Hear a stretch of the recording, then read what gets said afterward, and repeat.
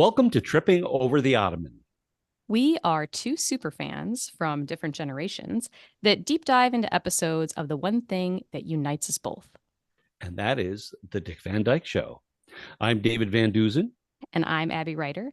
And today we'll have an in-depth discussion of one of our favorite episodes of all time, Big Max Calvada. And this is one of my very favorite episodes. Mine as well. I think because of the involvement of Sheldon Leonard, which we'll talk about as our discussion goes on. Right? Definitely. And I think also because of the writers, which I hope we talk a little more about too. Yes. This episode aired on November 20th, 1963, which is strangely a couple days before the Kennedy assassination. I don't know if that played if it just was an odd date to me that stuck out. And it was filmed in October of the same year, correct? And the original script draft was way back in July of 63. Yeah, I always find that fascinating. This is a season 3 episode. It's episode 9 of season 3, and of the series, it's the 71st of the series.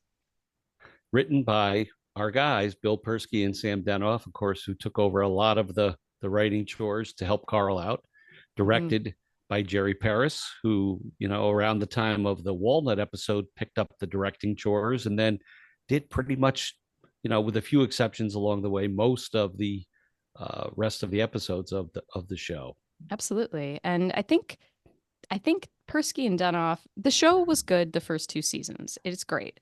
The third season, I've always found to be the one I go back to the most, the one I rewatch all the episodes. It's the season with That's My Boy in it, which is considered maybe the greatest episode. And I really think it's because of the Persky and Denoff writing team. I would agree with you. I think Carl sort of set the standard in the first couple of years, really laying the foundation for the characters and how they were and their makeup. Carl had written, most fans know Carl had written before episode was ever filmed. He wrote about 13 episodes to try, which is like unheard of, to have this sort of Bible of all these episodes. That's really cool. Exactly. But in doing so, established the framework for future writers to understand the makeup of the characters and how to write for them. Definitely. And I think Persky and Denoff just, they clicked right into it. They really just, it made it something special, I think. Right. So tell us, why don't you give a little episode synopsis here for fans, I have just to remind everybody. I have a synopsis by Hal Erickson, who is a media historian, and I found this on the site AllMovie. And it says, Dick Van Dyke Show executive producer Sheldon Leonard guest stars as Big Max Calvada, a notorious mob figure who has ostensibly gone legit. Approaching the writing staff of The Alan Brady Show, Big Max offers to pay them an enormous sum to write a nightclub routine for his nephew Kenny, Jack Larson, an aspiring comedian. Alas, Kenny is utterly bereft of talent.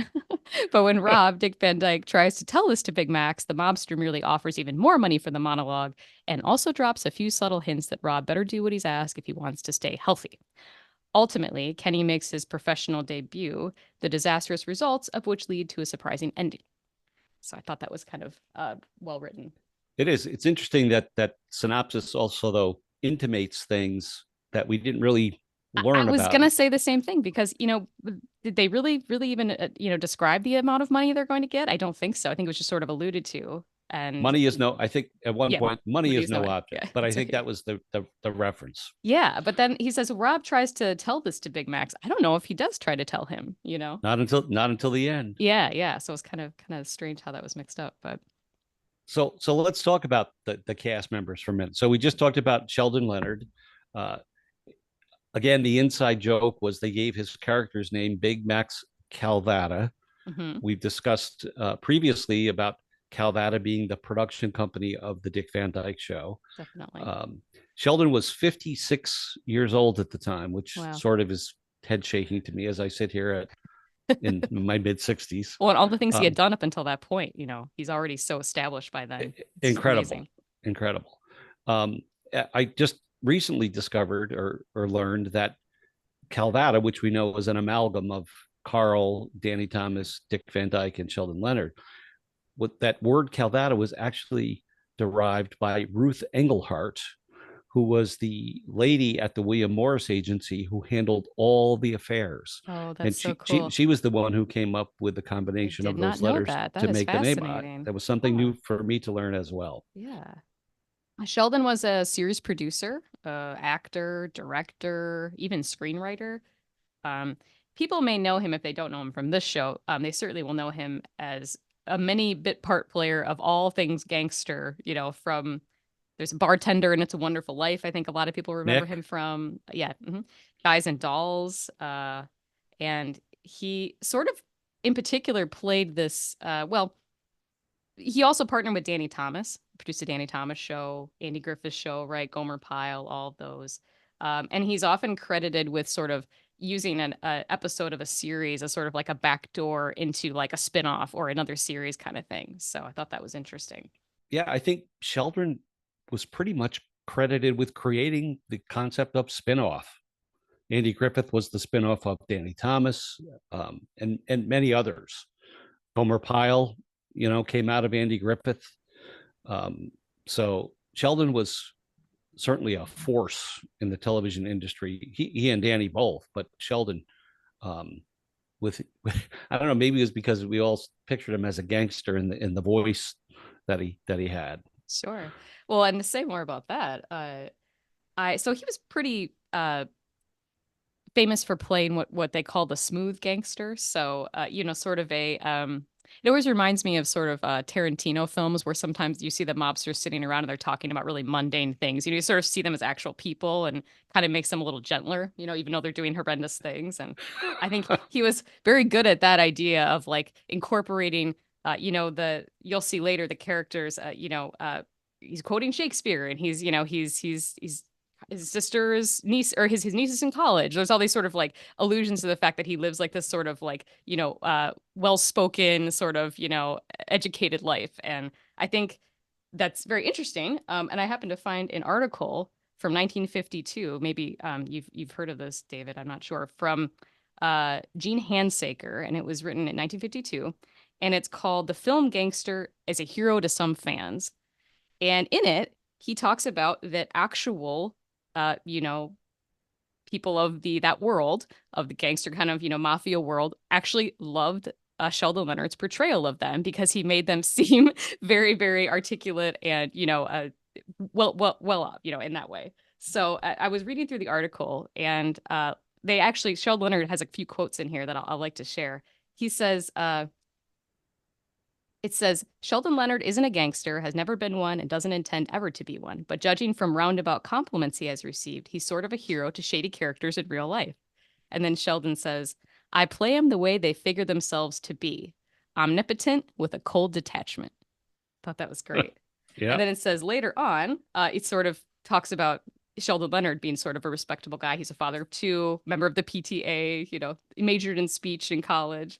And then he says, we tend to, he sort of like starts, waxing poetic about gangsters and his observations. And he says, we tend to satisfy masochistic urge in certain women.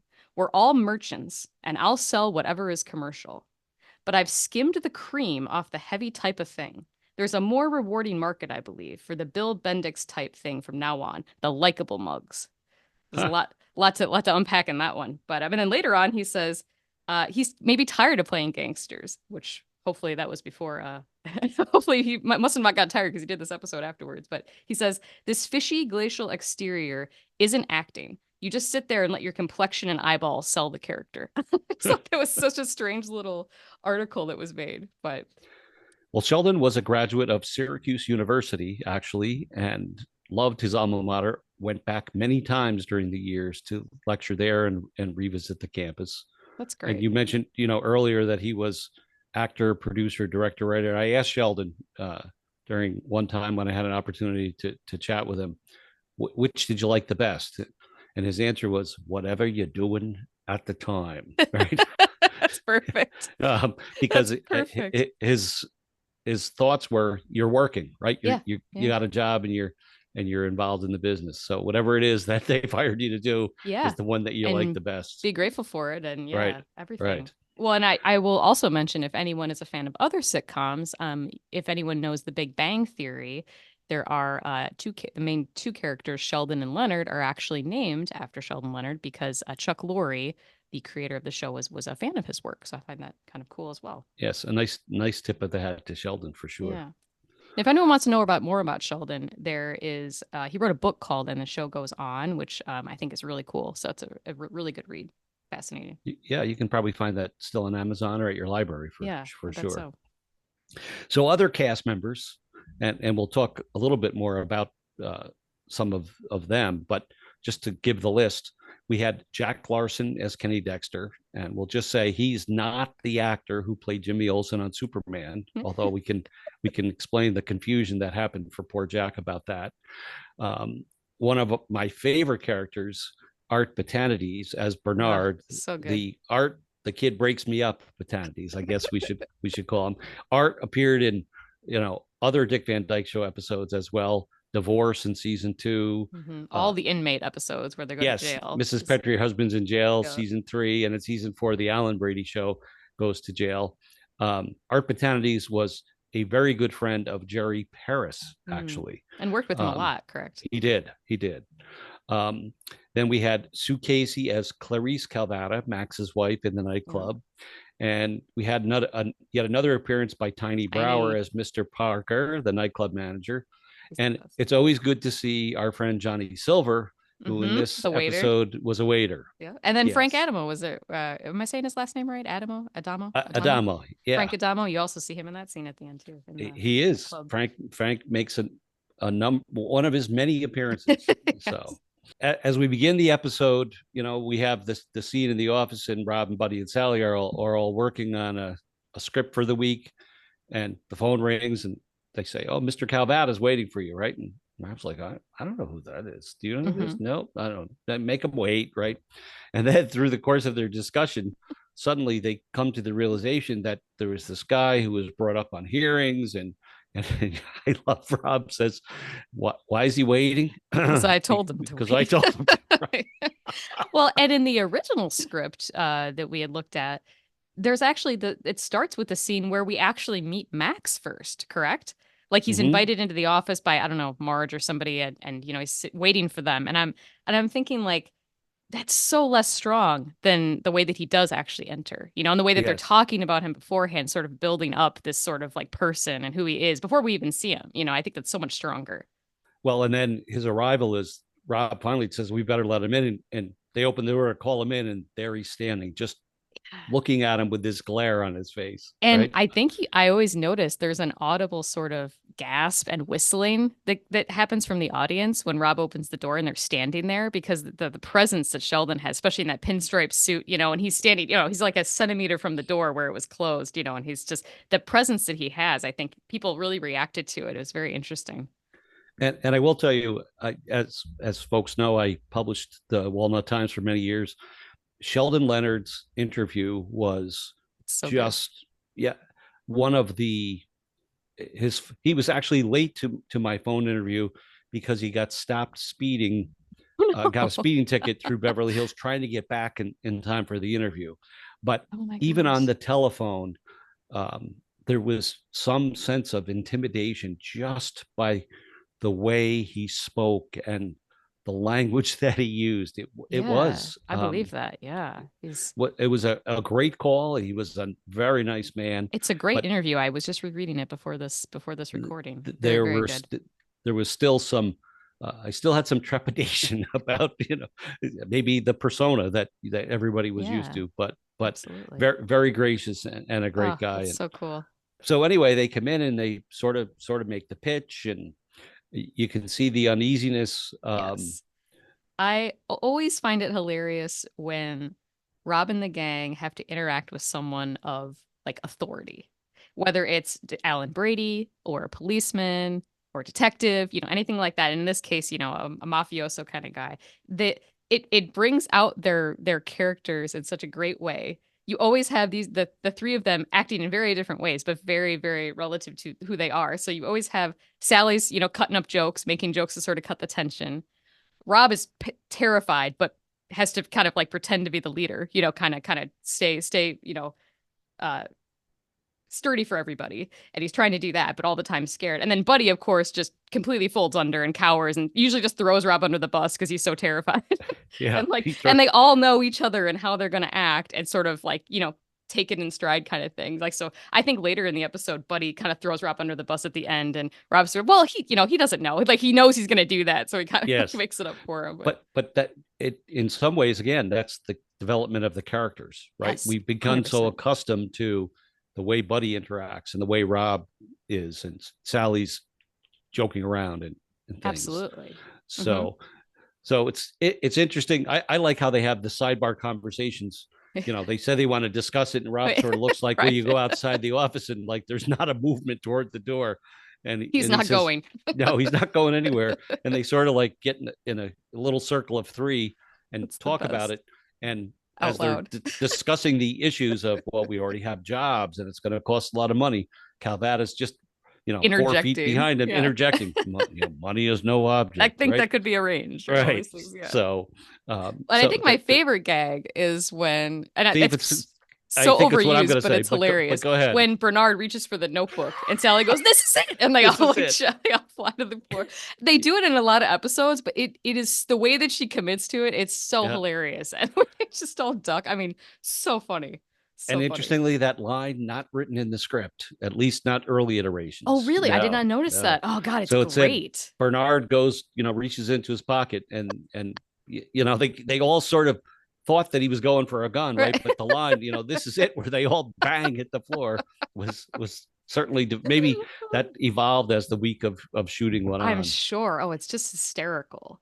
Well, and so then we were kind of introduced to the subject and conflict of the episode, which is Kenny Dexter, which is Right. going to be, I guess I was going to say Sheldon, Big Max's nephew. File KD 431, by the way, right? And they're introduced to that, and in it we also get a lot of Sheldon's smooth gangster type of lines. He quotes Edmund Burke, who's sort of like an Irish politician, philosopher type of guy, about the age of chivalry is gone and Right. the age of calculators has succeeded, that type of thing. He quotes a line from Twelfth Night from Shakespeare, thanks and ever thanks. He talks about being under analysis, and that he's cranky. It's just sort of like all these things to sort of smooth him out. It's just so interesting. Those all sort of come to light in these conversations they're having with them. Yeah, I think one of my favorite lines is where Calvada says, "I like your collective style. It's neither too esoteric nor too mundane. Pragmatically speaking, it hits me right in the gut." And it's just, fans of that episode know that line for sure. Definitely. Well, and I always think that could perfectly describe the Dick Van Dyke Show. Not too esoteric, not too mundane, hits you right in the gut. Like, I really do think that. So you get these wonderful moments in this where, there's a lot of what do they call when Dick Van Dyke just sort of kind of fumbles with his mouth. He says, "Oh, that's such a relief. Oh, I mean compliment," kind of thing. And he kind of he's so great at those. He's got one of those in there. And I think this is just further confirmation that these episodes are amazingly written, because you have the entire plot, which is amazing, but then every scene has like a scene within a scene, and that is amazing. Like this whole bit where they're over in the corner talking is so amazing, and then the way that they're reacting to him, and there's all these bits that are just so well developed within it. It's not just like a bunch of big scenes sort of like looped together with jokes. Like every scene is so well crafted, and I think it really shows in this office part. And we get the occasional "the kid breaks me up," which so is great. perfectly appropriate for all the time that we hear it from Bernard. Yes, totally. One of the other things that we're fortunate, or I guess the Blu-rays, the high quality of the Blu-rays, you never really know what props are legitimate or not. But in the course of the discussion, Calvada mentions your beautiful wife Laura and your son Richie, and Rob says, "Oh, you know them, right?" And Calvada picks up a picture from the desk, which, if you pause the episode with the Blu-ray, you could see it actually is a picture of Larry Matthews. It's brief and fleeting, but they didn't go short on that. I appreciate that. I appreciate that. That's cool. So yes, ultimately the crew decides it can be arranged, and money is no object, so they'll write the act. So our next scene evolves into Rob and Laura home at bedroom, and Rob sort of describing to Laura the dilemma now that they faced and the pressure that he's under. And it's a great bit of business in this scene, which I find so Dick Van Dyke. Yeah, right? so Dick Van Dyke and so impressive. He is all the time, speaking and has these great hilarious lines, great delivery, great banter with Laura. But then the whole time that he's doing it, he's attempting to put a tie on. And every, few minutes, he looks down and it's tied completely wrong. Too short, too long, over here. And it's just a great choreography that somehow he is able to balance all of this perfectly. And it does not seem acted. It seems absolutely natural. It's just so, so impressive to me. It is, and natural. Natural, yes. Mm-hmm. Just the fact that, like you said, it's going on, the viewer seeing it. There's never a mention about it throughout the whole antics until the very end. When he finally says, when's the last time you saw me put on a tie to take a shower? Which is great. He's tried to tie that tie 3, 4, maybe 5 times, and like you said, it and never how is comes he making out. it come out wrong? Like how does he know? Like, oh, this is going to be too long. This is going to be too short. Like, he has to have all this like preparation, kind of like how he's going to do. I wonder if he's someone that rehearsed a lot or not much at all. Yeah, I never know. Folks would say that over the weekend, Dick used to go in and rehearse like bits that he was going to do. Wow, cool. So it makes you wonder, did he figure out, here's how I have to do the tie to make it come out wrong? It's amazing. It's amazing how he did particularly that. While he's acting and still delivering the lines and engaged with Mary or Laura. Right? And we'll see that more in different episodes too. He's got a lot of choreography, as I call her, sort of business that is just unbelievably talented. So then that scene's kind of short. Rob just basically says, I got to do it. And, here we go. And it's just supposed to sort of, again, I think we're more using that scene to make the stakes very high. Here he's talking about, how dangerous this man is, how he looked at the picture of what, you get kind of the stakes are high that this is a dangerous guy. So they're back at the office. And this is when the best scene where we meet Kenny Dexter, played by Jack Larson. And it starts with one of the best bits, I think, in the entire series, which is from Buddy and Sally, who they're talking about, well, what if this guy comes in and he's not good at he's not a good comedian. What are we going to do? And Buddy says, I'll give you $5 that he's worse than I ever was, or something like that. And when they sit on the couch, Kenny Dexter enters the room, like kind of burst out through the door, starts doing these bits. And Buddy and Sally silently exchange $5 on the couch next to them. It's never spoken of. You just see it in the. It's just hysterical. It's my favorite. And they acknowledge it, and sort of we as the audience also acknowledge this kid is terrible, right? He's doing a bad James Cagney impression, you dirty rat kind of stuff. Yeah. Which is funny. They use that bit a lot. Do you remember Danny Brewster does that like sort of dirty rat thing in the Sam Pomerantz scandals and his bits? That must be kind of a classic, I guess, for them. And then he does, of course, like a terrible Jerry Lewis and Yogi Bear. Yeah, and Yogi Bear. Mm-hmm. So let's talk about Jack for a minute. So Jack Larson, a young guy at the time in his early 20s. Interestingly, this time around the Van Dyke Show was a really busy time for Jack. He was often confused with Jimmy Olsen. In fact, in later years, he actually changed his stage name from Jack Larson to Lars Jackson. So if folks go look him up on IMDb, that's how you'll find him now. And part of that was because he and the Superman Jimmy Olsen often had their SAG credits confused because their names are spelled differently, but when things would get reported, they would get confused. And Jack told me that. And I also got a letter at one point from Jimmy Olsen, Jack Larson, saying that the same thing. He confirmed that. Yeah, I think I saw that in your Walnut Times. You may have published part of that letter. Right. It's very cool. So, but at about this time, Jack had also been in a feature film called The Young Swingers. It was quite a week, I'll tell you. Carl Reiner gave me the job, and it's interesting. 3 things happened. That week, my son was born.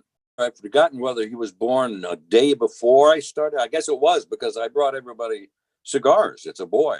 The night of the Dick Van Dyke showing, The Young Swingers came out on Hollywood Boulevard. It was an interesting time. I was very excited about my son, and at the same time, I was extremely excited about being the guest star on the Dick Van Dyke Show.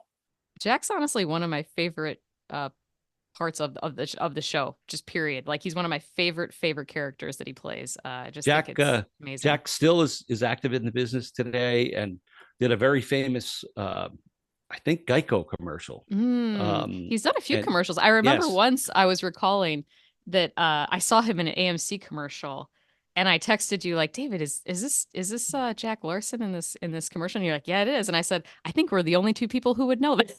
Yeah, it's very, very just unique. I think fans would probably recognize it, but it would take you a minute to put two and two together because so many years have lapsed, right? Yeah.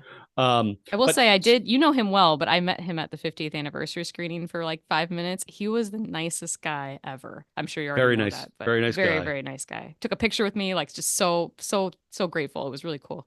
So back to the impressions for a minute. Yes. He did do with Jerry Lewis, Jimmy Cagney, Ed Sullivan. Interestingly, in the original script, they had him doing Cary Grant. Yeah, which I thought was interesting. Sort of intriguing. The Judy looking for Judy, or right. Yeah. And then Kenny says that he would like to have a topical monologue like Bob Hope. The character's very assertive in the original script, like really? Because Kenny comes in here and he's kind of just doing impressions and hey, what do you guys think? But in the original script, yeah, he's very like assertive. Like I think Buddy makes a joke or somebody says, we'll use that, kind of thing. And that I want a topical monologue, and I don't think it worked as well. I think it was better the way they had it eventually, where he was sort of more green. I think it was funnier. I would agree, and but it's always interesting to me to see how the script evolves through the course of writing and rewriting and probably standing it up on its feet and the contributions of those involved. Yeah, it's fascinating. The original script, it didn't say Yogi Bear, it didn't say Ed Sullivan, I don't think so. Somehow Ed Sullivan maybe they said to Jack, who can you do right or do badly, which by the way I think is another we talked about Dick Van Dyke and his bit of business. I think there's also a very incredible talent of acting, which is somebody who is a good actor at acting poorly, and he did an amazing job at that, and it's so great. So Kenny describes, he wants to sing, and Buddy says, "Oh, you sing, right?" And then I'll dance with the dancing girls, which that never made it into the final show. But then he talks about the opening of his act and how he'll come out wearing his white tuxedo. And I love Buddy's line, what a target. What a target. So true. I love the way they're just razzing him kind of like, and he's not even paying attention. I think it works because Sheldon is so stoic and serious, that character of Big Max. And it works better if Kenny's just sort of like loosey-goosey, kind of lighthearted, kind of, I think, and also with it also good contrast in that Big Max has sort of like this commanding attention and this like real true confidence. And then you have here Kenny with his like overconfidence, that is based on nothing. And I think that's like a funny duo to have as well. All right. And as the scene evolves, Max and Bernard again show up to see how things are going. And the back and forth between Sheldon or Max and Kenny at one point where, Kenny is being such a jerk, Sheldon whacks him on the back of the head, right? Oh, sorry, Uncle Max. And then of course Bernard utters another. The kid breaks just me so up. perfect, so perfect. Oh my gosh, they put those in the best moments. And another favorite line is the discussion of that'll be performing at the Diamond Club. Yes. Now, was the Diamond Club based off of anything real? Because I always thinking like, okay, I think that Big Max is based on like, I don't know, Bugsy Siegel or, some big mafioso. Like, I feel like the Diamond Club, is that supposed to be sort of represent some club that was big in New York at the time? I don't know. I don't know either. I'm probably an amalgamation of a bunch of them, I would imagine. Yeah. But then, that has already been arranged. The host will not be available next week. Took sick next week. Yeah. And they said, well, can he get sick in 2 weeks? I was going to say, and then Rob negotiates. I guess his illness could be rearranged. Yes. So, oh my gosh. So perfect. We're back to Rob at home, staying up late, worrying about writing the act, worrying he's keeping Laura awake, jotting things down. And, Buddy calls and has an idea and wakes Laura up. And I think it's interesting to note here, just while we're talking about the bedroom, that they are sleeping in separate beds. And the I Love Lucy was also similar for most of its time on, and they were both from, CBS, Desilu. So they must have, a particular network must have had, qualms about, because there were other things that, movies in the 50s, things like that, that had couples sleeping together in beds. But for some reason the network television was still leery about that. So you'll notice here that they're in two beds. As they are for the entire duration. Yeah, the right? entire show. Yeah. So fans of the episode will certainly recall that the gist of the act that they wrote for Kenny centered around the train conductor, and who had allergies. And when he tried to announce the train stations, he sneezed. Just so you know, guys, not in the original script. I was at surprised by all. that. In fact, the original idea was that Kenny was going to play a car going through a car wash. Like a skin diver or something, or like I don't even know what a skin diver is. A skin diver who hates car washes or something like that. Yeah, It's the strangest they thing. referred to a skin diver, scuba diver. I'm maybe not sure. Maybe that's yeah. what it was. Yeah. But my guess here is that at some point in his career, Dick had this bit as part of his act. In fact, in the script, Persky and Denoff referred to it to classic DVD, a DVD classic in the script notes. So at some point, again, this afforded Dick an opportunity to do the shtick, if you will. And then later, when we saw Kenny to do the shtick poorly.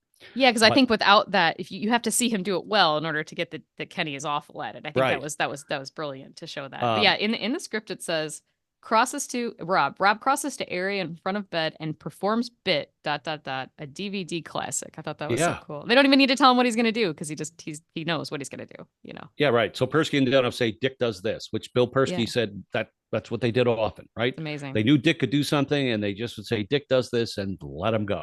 Knew he would have it in hand. So interestingly, though, in the end, somehow it must have come out about Dick's ability to sneeze and do these different sneezes, and that's the act that they decided to have Dick do. They do the sneezing bit a lot. It must be one of Dick Van Dyke's kind of shticks, because there's the one where he sneezes and Jerry says he blew his socks and underwear off, and then he finds the glove, and then there's the other one where he's allergic to the cat. And, that's a lot of, so he thus really enjoyed that. He's good at it, to sort of like fake sneeze kind of shtick. So I'm not surprised they used it. But, they used the cities, Chicago, Wichita, my favorite, Schenectady, because Schenectady is right here in the Capital District of right near Albany, New York, where I live. So that's cool. How they decided to use Schenectady is beyond me. I don't know. Maybe I'll shoot Bill Persky a note, see if he recalls, how did you come up with those city names? How did we come up with that? And we also get a reference, later on, with the episode Bad Reception in Albany, which I always appreciate too. So, and as the scene closes, Rob's laying in bed and sort of does the little antics with his fingers, like the little exercises back and forth and up and down. And Laura gets laughing. She said, that's great. He said, that's not part of the act. That's my nerves. Right? And I think it feels like she's genuinely laughing there. I feel like she really because I'm sure whatever he does, whatever bit he can, maybe it was different every time, who knows, but whatever he's coming up with, she's finding hilarious. You could tell. I think some of her reactions indeed are genuine, right? They're spontaneous. They'd have because, to be, Yeah. Absolutely. So, oh my goodness. So back off we go to the Diamond Club and Kenny's big debut, right? And here we see Johnny Silver as the waiter. This is where we can see all Clarice Calvada, played by Sue Casey. Now, do you know much about Sue Casey? I didn't know much about her. I don't either. No. I don't remember her being another. She looked like she was a kind of a bit actor for many, many things for years. This is something like she did that for several decades. Was just really happy to be sort of a bit player. Sue only passed in the last few years. Yeah. But there are definitely some other things to be noticed, like you said, from fans. As you noted earlier, Frank Adamo and a guest make a cross as the scene opens to be seated at one of the nightclub tables. Yep. The viewer, I think, also in a rare occurrence, gets a good view of the band, which was Earl Hagen's band. In fact, Earl can be seen in this episode sitting playing the piano. So Earl has his group. Earl's at the piano. He has the stand-up bass player. They have the drummer, and then the four-piece alto sax, baritone sax, tenor sax, and trumpet, which were used for Kenny's song, Encore. Yeah. But the fact that Hagen is in the episode, That's cool. fans go back and have a peek of Earl Hagen there. And so they actually played this song live as part of the episode, which they didn't always do. You know, most of the songs in the series are, you know, recorded ahead of time and recorded you know, and lip synced, mm-hmm. right? But Hagen sometimes also played live on the Danny Thomas show, depending on if really? Danny had a nightclub number. Mm. But it's, you know, a great sort of what's the word I'm looking for? Novelty number that they wrote. And then we hear Kenny announce, the announcer of the club. If fans listen closely, they'll discover that's Carl Reiner making the announcements. Which he often does that. Sometimes Jerry Paris did as well. I know. Yes. Carl and Jerry do a lot of voiceovers depending on what the episode is and what's going on.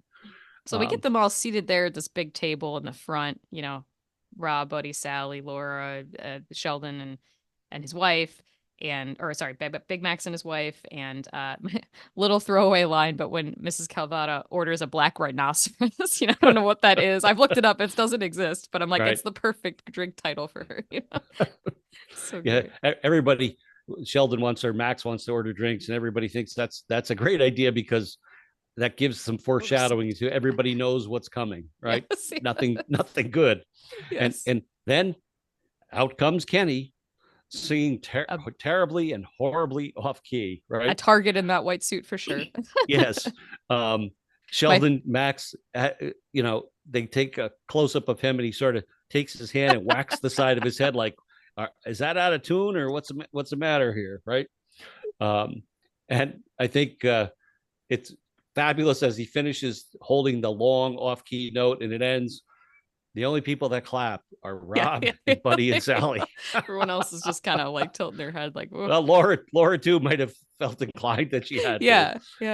Well, and I think, and then the next sort of Rob starts talking because Kenny starts doing his bit now. You know, he's done with the song. Everyone's agreed it's terrible. He's doing his bit, and he opens with, "Hi, everybody. My name's Kenny Dexter." My favorite line is Rob goes, "Oh, he's got a great delivery." He starts clapping, just trying to get in any kind of, positive reinforcement there. So it's just so funny. Yeah.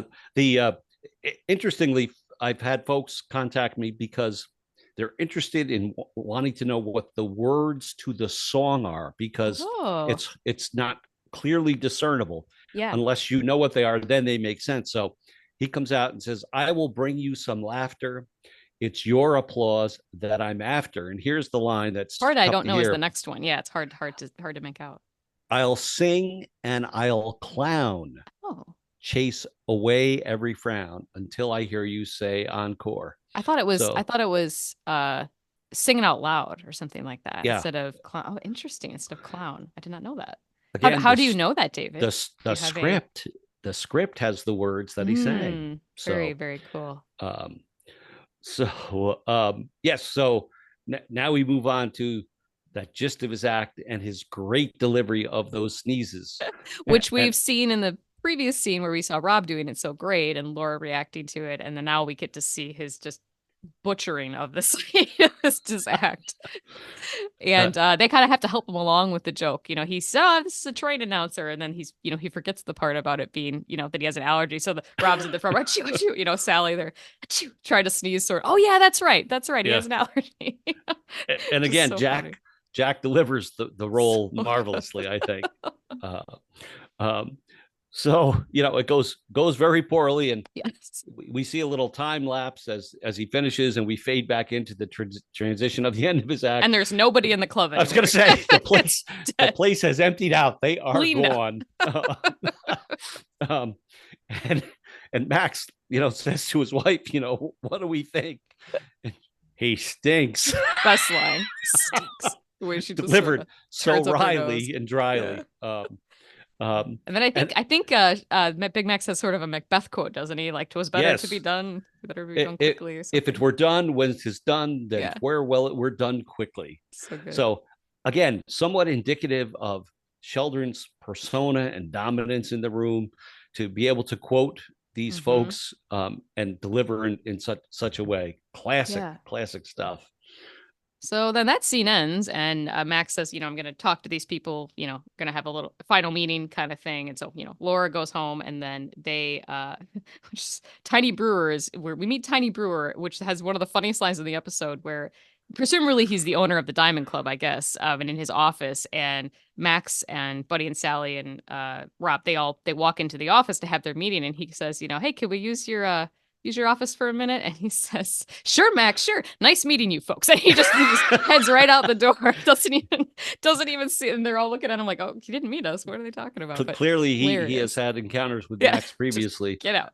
If nothing else, to reschedule the sickness of the previous performer, right? But you're right. And he's out of there in a flash. Boom. And if right? people didn't hear the first episode, the Tiny Brewer, we see him in The Great Petri Fortune. He's the gentleman at the people are struggling who this is. He's the gentleman that gets lifted on his shoulders for the Macy's Day Parade, by Uncle Hezekiah, or lifts Uncle Hezekiah on his shoulders. So he's right. We see him here again, sort of. And this is, a totally different season. So he definitely is a recurring thing for them, Right. So, Max gives Bernard the cue, right? Which I think is great when he says, Rogers, Petri, Sorrell, final meeting. And they're like, final meeting. This is it, right? Again, hit the deck almost. Yeah. Yeah. Yeah. Again, we have the wonderful authority bit, where he's asking him, what did you think of the show? And you have all the things coming out. You have, Sally making jokes, couldn't we have lunch once in a while? She's making jokes, and they all get, they all do that thing where they sit in unison, he tells them to sit and they all sit at the same time. There's all these great bits that come out of that, like sort of just fear that's coursing through all of them. And of course he asks about performance, and he looked great, right? Yeah. The lighting, wasn't the lighting just fabulous? Oh, and the orchestra. Really compliment the orchestra. Oh my goodness, right? So Rob, for all he's worth, is trying to be honest, but he stands up and starts to talk, and Bernard sort of approaches, and Rob sort of looks at him and goes right back and sits back down on the couch. Yeah, the intimidation is so fun. And then you get now. Tell me if. So you get to see here, Buddy folding again, of course, like I mentioned at the beginning. He throws Rob under. Well, Rob, I agree with Rob. He's sort of throwing him under the bus as always. And then, Sally's making jokes. But then Rob, like you said, is trying to be an honest guy. Do you get the impression that we're supposed to sort of sense that not only did Big Max sort of seek out the show because he loved their writing style and loved their humor, but I always got the sense that he sort of somehow got the sense that Rob Petrie was a stand-up guy. That he was kind of an honest guy. He's gonna give him an honest assessment. He's gonna have integrity. He's not gonna sort of be like anybody else who would just sort of schmooze their way, kind of brown nose. Oh, Kenny's great, kind of blow smoke kind of thing. And I always wondered if that was sort of supposed to be sort of like, because he'll say it was, oh, is that what you think? Okay, he's sort of leading him almost of like, I know you're gonna be honest with me, and I'm just waiting for it. So I always found that kind of cool. I think we arrive at that on our own as viewers, but I agree. Right. Yeah. Mm-hmm. And Rob, again, trying to be painfully honest, but still has trepidation because he says, what about Kenneth's performance? Rob says, well, his performance was rotten, great. Right. So his cough sort of does that lighten the blow a little bit. I don't know. And then my mom's favorite line was always, we always say this one where he says, well, what do you think was lacking? He goes, well, talent. So great. Which again was in the original script, so it was nice to see that we had the following line there. Yeah. This reminds me a little bit of I'm No Henry Walden, where we find out that Henry Walden kind of sought Rob out because he's a fan and he knows he's a great guy. It kind of has that same feel to me of like, oh no, you sought me out for sort of this other reason too. And I agree. I think that's really cool. We can't forget Bernard here though, because as Rob is providing the feedback, there's sort of a cut to Bernard and he's just deadpan, like staring at him. Right. Now, have you ever done an interview with Bernard? Have you ever talked to him? No, I never got to Art Botanities. Yeah, he would have been a fun one. He just had so many roles in so many shows. He just would have had such a plethora of stories, I'm sure. But he's perfect at this. And Kenneth is sort of still, doesn't quite get it yet. He thinks, that, maybe he was a little nervous and, maybe he could have another try. And, Max says, well, go ahead. Right. And as Kenny tries to sing again, if you look, you can literally see the veins bulging in his neck when he's singing the final notes of the song, right? Giving then, it his all. Yeah. And he finishes it, and Max just looks at him and says, "Take off the white suit." This like that. If there's nothing else that means you're done, taking off the white suit, the $300 white suit is certainly the cue. So good. Oh my well, gosh. we find out here that that Big Max didn't want him in show business. Right. That he actually wanted him out of show business and wanted him to go to college, and be a business and which is again that smooth gangster type of thing. Like, oh, he doesn't want him to be in show business. He wants him to be in respectable, profession kind of thing, which I think is so funny. So then, I think Kenny kind of agrees. Like, yeah, I better have something to fall back on because this isn't going as well as I thought it was going to go, kind of thing. And toward the end of the scene, because of the honesty and the conversation back and forth, you almost get the sense that they've kind of become friends, if you will, right? Suddenly, it's not quite as they're not quite in such fear of Calvada and Bernard, and in fact, the end of the episode, Rob, they're getting ready to go, and Rob looks at Bernard and says, like, Bernard, and Bernard goes out and checks the hallway to make sure everything just like is Big clear. Max would do, yeah. And then away they go, which is so great. Yeah. Well, and then Rob gets to play sort of cops and robbers for a second too. There, he loves sort of like being the policeman, kind of being the authority in the room. So for a second he gets to play like he's Big Max. Okay, gives a nod to Bernard. I think that's so great. Again, an aside, as we looked at the original draft of this script, the original departure from the office had Max weird. It is coming weird. up and putting his arm around Rob, and Bernard offering his arm to escort Sally, and Buddy sort of looks around. There's nobody left but Kenny, so he puts his arm around Kenny, and out they go. Now, why that never transpired that way, who knows? Well, and I think you hit the nail on the head before, though, with like Rob gets to sort of he gets to show that they're. I guess I would have shown their friends too. Yeah, I don't know. I guess they just decided that would be better. I thought you were talking about the very ending of the script, which I think is very strange. Well, there's a tag scene that never either didn't get shot or was cut and never aired. Yeah, tell fans about that, Abby. It was a strange scene where I believe it's Laura and Pickles on the phone in I think in the Petrie house, and there's some sort of bit with Rob and like the bedroom door and like pretending to be hurt or something. I didn't totally get it. So here's how I interpret know better than I do. So Pickles has called Laura and said, Buddy's not home yet. What did that mean man? What did that gangster do to him? And Laura said, oh, he's not that bad of a guy. Pickles, Buddy will be home, right? And they finish the call, and Laura hears like noise from the other room, and Rob calls to her, Laura, right? And she's like, Rob, what's the matter, right? So she goes to the bedroom door, which is closed, and opens it, and Rob falls flat on his face, like Max, which he's great at too. Those pratfall kind of things. Took care of me, and she's like, "Oh my gosh, what happened?" And down she goes, and then realizes that he's kidding around with her, and he's okay, right? Yeah. So she's like, if you're not really hurt, I'm never going to speak to you again. So she sort of chases him, and away he goes, and he falls down again, and he just lays there, and she looks at him and says, "Rob, are you all right?" And he said, "Well, I can't really answer for the fear you may never speak to me again." and that's sort of the end of the episode, which I mean could have worked, I suppose. I think it's always weird when they it almost leaves on a not as high of a note, like him and exiting the office like that with Bernard and Max, like that's just it's such a high note, and then when to kind of bring it back to the house, it kind of loses something, I feel like. Although again, would have been funny. I mean, Rob would have, Dick Van Dyke would have done a great fall, of course. And interestingly, when you read it, I don't know about you, but I can visualize the characters. Oh, 100% doing the things I see the bedroom door, and I see, Laura opening the door, and you can envision it in your head. Definitely. Absolutely. Which is so cool. And it actually, it like you can envision it or imagine what it would have been like if the scene were shot. Definitely. And it does make you wonder, was it shot and they just cut it out because the episode ran long, or was they it decided on some cutting room floor somewhere that we'd never get to see? Yeah. They didn't need it. Yeah. Yeah. But yes, a great episode with a great cast of characters.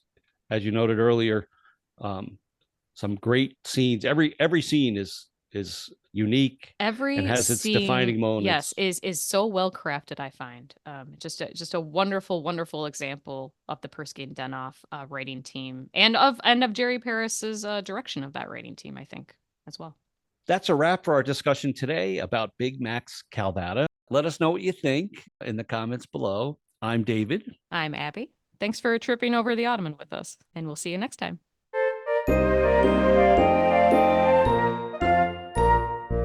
I will bring you some laughter. It's your applause that I'm after. I'll sing and I'll clown, wipe away every frown, 'cause I love to hear you say encore. 'Cause I'm the kind of a guy that'll loosen my tie, stay out all night on the floor. 'Cause I love to hear you say encore. More. Encore! Damn it. I missed it by that much.